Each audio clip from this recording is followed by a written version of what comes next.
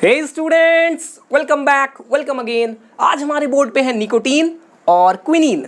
Nicotine का आपने कहीं ना कहीं जिक्र जरूर सुना होगा कि सर ये टोबैको में प्रेजेंट होती है, ज़्यादा नहीं होती, बस 3% होती है। और जो बात हमारे युवा, हमारी यंग जनरेशन एकदम मानने से मतलब इनकार कर दिया है कि ये एक परफेक्ट पॉइजन होता है। इसके पॉइजनस नेचर को आप ऐसे समझ लीजिए कि अगर कोई लेडी है, प्रेग्नेंट है और वो ऐसे ऐसे करके स्मोकिंग करती है तो उसका जो होने वाला बेबी है उसमें फीटल डिफेक्ट्स हो जाएंगे। इतनी ज़्यादा पॉइजनस है ये। उसके अलावा ये बताया जाता है कि टोबैको बहुत ज़्यादा बेवफा होती है, अपने आधे यूज़र्स को ये किल कर देती है। और किलिंग की बात करी जाए तो एक साल में ज़्यादा नहीं, बस 8 मिलियन लोग टोबैको कंजम्पशन से इस दुनिया को अलविदा कर देते हैं। इन 8 मिलियंस की बात करी जाए तो 7 मिलियन यूजर्स होते हैं और 1 मिलियन हमारे क्या होते हैं सर, नॉन यूजर्स होते हैं।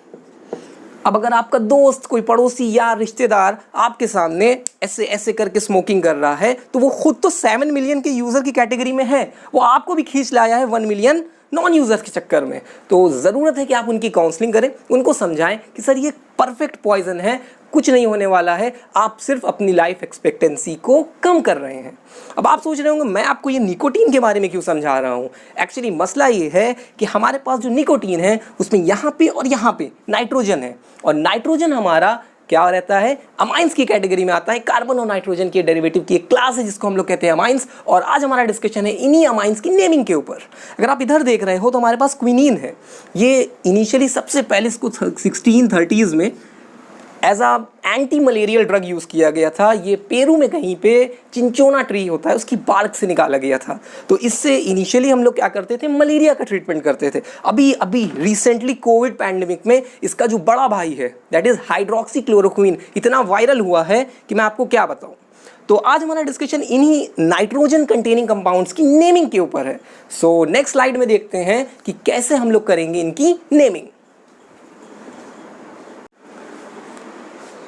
सो स्टूडेंट्स, अगर हम अमाइंस की नेमिंग करना चाह रहे हैं तो सबसे पहले हमें ये देखना पड़ेगा कि हमारे नाइट्रोजन के साथ कितने कार्बन ग्रुप अटैच हैं। अगर एक कार्बन ग्रुप अटैच है, जैसे कि ये वाला केस है, तो नाइट्रोजन के साथ एक ही कार्बन ग्रुप अटैच है, दैट विल बी 1 डिग्री। और अगर 2 कार्बन ग्रुप अटैच हैं तो फिर 2 degree. In case 3 carbon group attach हैं, दैट विल बिकम 3 डिग्री। तो 1 डिग्री, 2 डिग्री, 3 डिग्री, 3 हमारे पास अमाइंस है। तीनों की नेमिंग अलग अलग लहजे में करेंगे। 1 डिग्री की बात करी जाए तो सबसे पहले आप देख लीजिए कितने कार्बन है। एक कार्बन है, एक के लिए मेथ, सही बात है, सिंगल बॉन्ड है तो एन।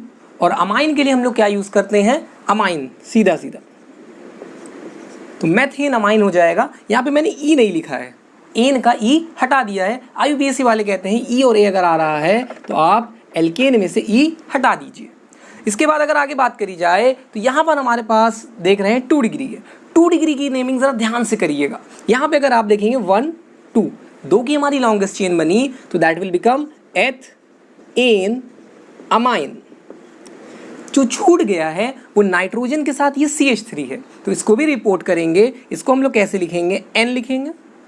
कितने कार्बन छूटे हमारे साथ, एक कार्बन छूटा है, दैट विल बी मेथ।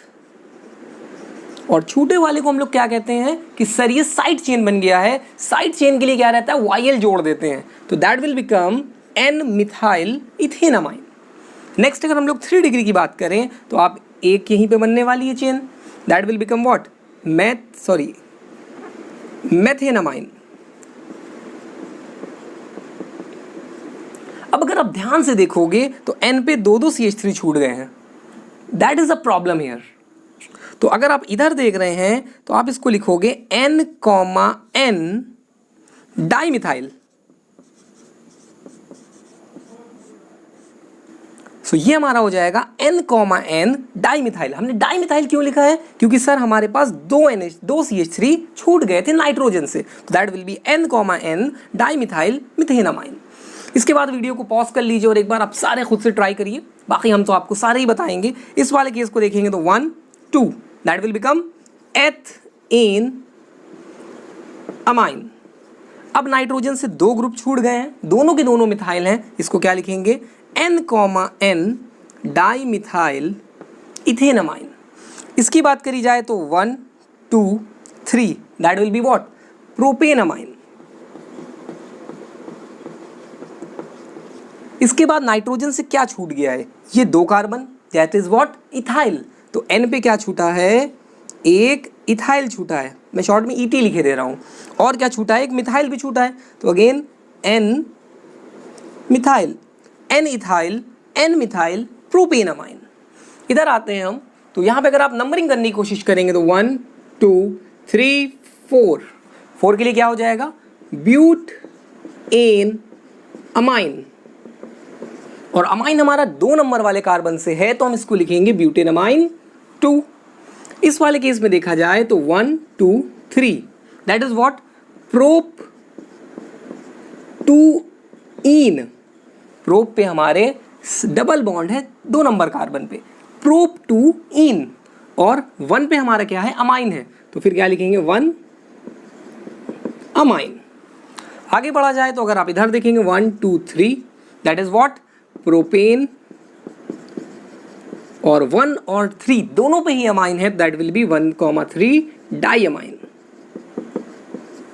इस वाले की बात करी जाए तो यहां पर देखिए नाइट्रोजन है, 1 2 3 की चेन बनेगी longest, that will become propanamine. अब अगर आप इधर देखेंगे तो यहाँ पे 2 कार्बन छूटे, यहाँ पे 2 कार्बन छूटे, that is ethyl. So answer आएगा आपका N, di ethyl propanamine, N, di ethyl propanamine. इधर अगर बात करी जाए तो डबल बॉन्ड भी है और सिंगल बॉन्ड भी है। हम सब जानते हैं, अच्छे से जानते हैं कि डबल बॉन्ड की प्रेफरेंस थोड़ी ज़्यादा होती है, देयरफॉर ये हो जाएगा 1 2, that will become ethene amine, ethene amine. और N पे हमारा 2 कार्बन छूट गए, that will become N ethyl, N ethyl ethene amine.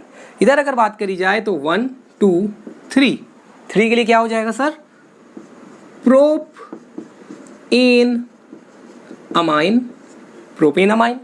1 पे एक बेंजीन रिंग छूट गई है, दैट इज कॉल्ड फिनाइल। तो साइड चेन जब आपकी बेंजीन होगी तो उसे क्या लिखेंगे, फिनाइल लिखेंगे। तो लिख देंगे 1 फिनाइल, साथ में N पे एक मिथाइल छूटा है, that will be written as N methyl 1 phenyl propanamine.